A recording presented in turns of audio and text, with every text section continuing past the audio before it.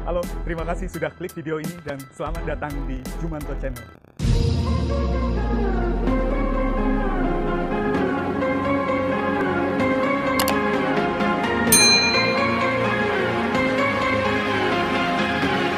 Rapa Nui atau secara umum dikenal sebagai Pulau Paskah adalah rumah bagi Moai atau batu wajah yang penuh teka-teki. Moai adalah batu monolit yang telah berdiri mengawasi landscape pulau selama ratusan tahun. Keberadaan mereka adalah bukti keajaiban kecerdasan umat manusia, namun maknanya masih menjadi misteri. Pulau Paskah sendiri terletak di negara Chile, tepatnya di bagian selatan Samudra Pasifik. Patung-patung Moai menjadi ikon bagi pulau tersebut. Mengapa patung-patung itu berada di sana? Memang telah menjadi pertanyaan para peneliti sejak lama dan beberapa hasil penelitian sudah mengungkap jawabannya. Salah satunya temuan yang dirilis oleh jurnal PLOS ONE di mana patung-patung batu itu rupanya didirikan di atas sumber daya alam terpenting manusia, yakni air tawar. Meski begitu, ada mitos-mitos yang rupanya masih jarang didengar tentang Pulau Paskah dan patung-patung Moai. Seperti apakah mitos-mitos tersebut? Tonton video ini sampai habis ya. Terima kasih buat yang sudah subscribe. Dan buat yang belum subscribe, jangan lupa tekan tombol subscribe di bawah ya. Juga nyalakan lonceng notifikasinya. Mitos penemuan Pulau Paskah. Mungkin karena keterasingannya, sejarah dan budaya Pulau Paskah belum sepenuhnya terjelaskan, sehingga berkembang menjadi mitos yang sangat relevan. Namun, mitos-mitos ini biasanya dicampuri dengan imajinasi penutur maupun pendengarnya. Oleh karena itu, rekonstruksi sejarah yang didasarkan pada mitos tentang Moai di Pulau Paskah berada di antara realitas dan fantasi. Melansir Imagine Rapa Nui, mitos mengisahkan bahwa seorang Ariki atau raja bernama Hotu Matua yang tinggal di benua indah bernama Hiva mendapat mimpi bahwa tanah kerajaannya akan tenggelam dan dia perlu mencari tempat lain untuk membawa rakyatnya. Berbekal nasihat peramal, dia mengirim 7 penjelajah menuju sinar mentari pagi, mencari tanah yang cocok untuk ditinggali dan ditanami ubi jalar yang diyakini sebagai makanan pokok mereka. Setelah berhari-hari berlayar, 7 penjelajah itu menemukan pulau kecil tak berpenghuni yang cukup subur untuk ditinggali. Selain membawa ubi jalar, para penjelajah dikabarkan membawa Moai bersama mereka yang mereka tinggal di pulau itu bersama 1 orang penjelajah. Beberapa waktu berlalu, Hotu Matua lalu tiba di pulau tersebut dengan 2 kapal besar bersama rombongannya yang terdiri dari istri, saudara perempuannya, dan 100 orang lainnya.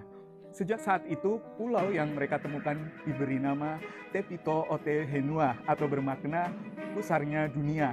Mitos ini yang mungkin menjadi alasan mengapa beberapa peneliti mengatakan bahwa ketika sang raja tiba di pulau itu sudah ada penghuninya dan dia menemukan ubi jalar juga patung-patung Moai yang berdiri. Mitos lain adalah tentang Makemake. Dalam mitologi Rapa Nui, Makemake adalah pencipta umat manusia, dewa kesuburan dan dewa utama Tangatu Manu alias sekte manusia burung. Sekte manusia burung ini menggantikan era Moai yang lebih dahulu terkenal di pulau itu. Makemake diduga bentuk lokal secara penamaan dari dewa Polinesia lama, Tane. Makemake diceritakan tidak memiliki istri dengan mata dan rongga mata besar. Makemake sering dijadikan subjek petroglif Rapa Nui. Karena dia tidak beristri, dia dikisahkan merasa kesepian dan merasa ada yang kurang dalam hidupnya. Makemake lalu menciptakan manusia, makhluk hidup yang bisa berpikir dan berbicara. Dia menciptakan manusia dari tanah liat merah ke wujud seorang pria.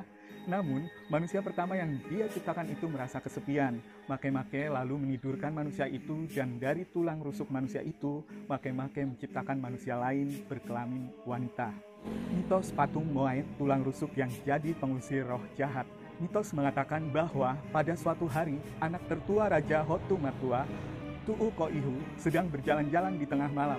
Ko'ihu lalu menyaksikan 2 roh atau aku-aku tertidur di hadapannya. Setelah melihat lebih dekat, dia memperhatikan bahwa 2 roh itu tidak memiliki daging dan hanya memiliki kerangka rusuk. Ko'ihu yang hendak pergi malah membangunkan 2 roh tersebut. Kedua roh itu pun akhirnya menahan Ko'ihu untuk memastikan bahwa pria itu tak akan menceritakan apa yang dilihatnya kepada orang-orang. Selama 2 hari 2 malam, Ko Ihu diawasi oleh 2 roh tersebut. Setelah yakin bahwa Ko Ihu tidak menceritakan apa yang dia lihat kepada orang-orang, 2 roh itu pun pergi. Setelah bebas dari 2 roh itu, Ko Ihu pergi ke sebuah gubuk dan mengukir sepotong kayu menjadi 2 sosok tanpa badan.